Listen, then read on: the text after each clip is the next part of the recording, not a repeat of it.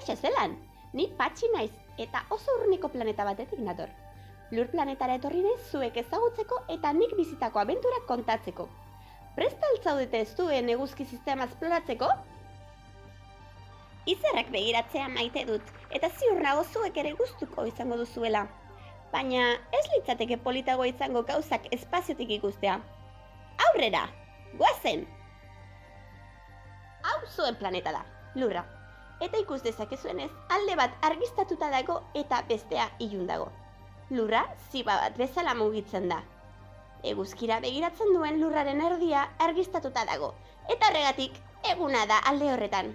Aldiz, Lurraren beste erdian ilun dagoen aldea gaua da. Lurrak 24 ordu behar ditu bere buruari bira osoa emateko. Hau da, egun oso bat.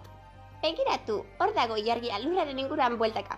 Zera, Lurraren inguruan orbitatzen. Baltzenekien Lurrak eguzkiaren inguruan orbitatzen duela bere buruari bueltak ematen dizkion bitartean. Lurra eta ilargia beti daude elkarrekin. Lurrak urte oso bat behar du eguzkiaren inguruan bira oso bat emateko. Ea, lehenengo hurbildu gaitezen eguzkira. Baina ez gertuegi, ez baititut nire antenak berriz ere erre nahi. Eguzkia gure izarra da, oso beroa da, argia eta beroa ematen digu. Beno, Lurra ez dago bakarrik. Eguzkiaren inguruan orbitatzen duten 8 planetetako bat baino ez da. Ikus ditzagun. Eguzkitik gertuen dauden 4 planetak hauek dira. Merkurio, Artizarra, Lurra eta Marte.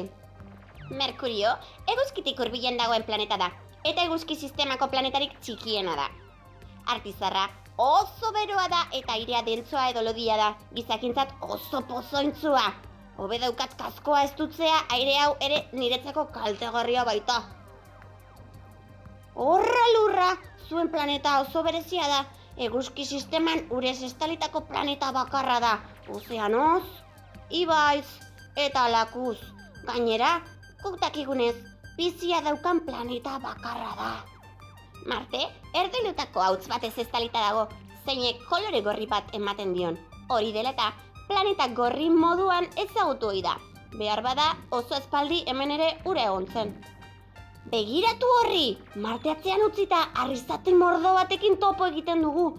Milioika eta milioika asteroiderekin, alegia, hauek Kuiperren gerrikoa osatzen dute. Eguzkitik nahiko urrunago, benetan erraldoiak diren 4 planetarekin aurkitzen gara. Lurra baino askoz, baina askoz ere handiagoak dira.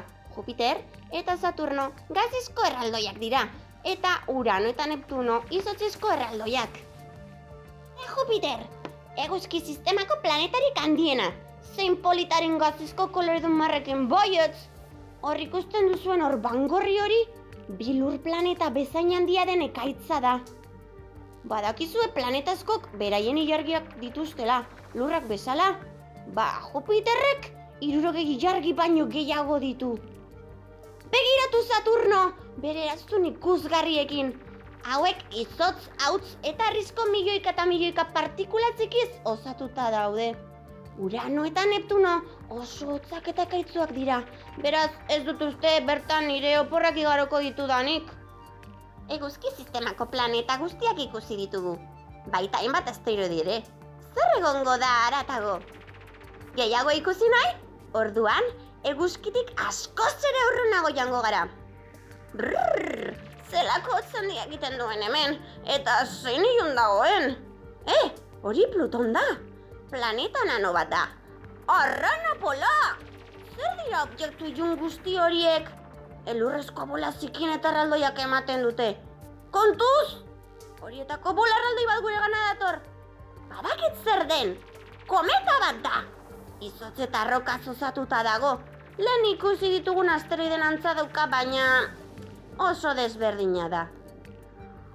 Honako hau eguzkirantz doa. Labur bilduz, hau da eguzki sistema. Izar bat, eguzkia. 8 planeta, 100 ilargi baino gehiago, eta milioika asteroide eta kometa.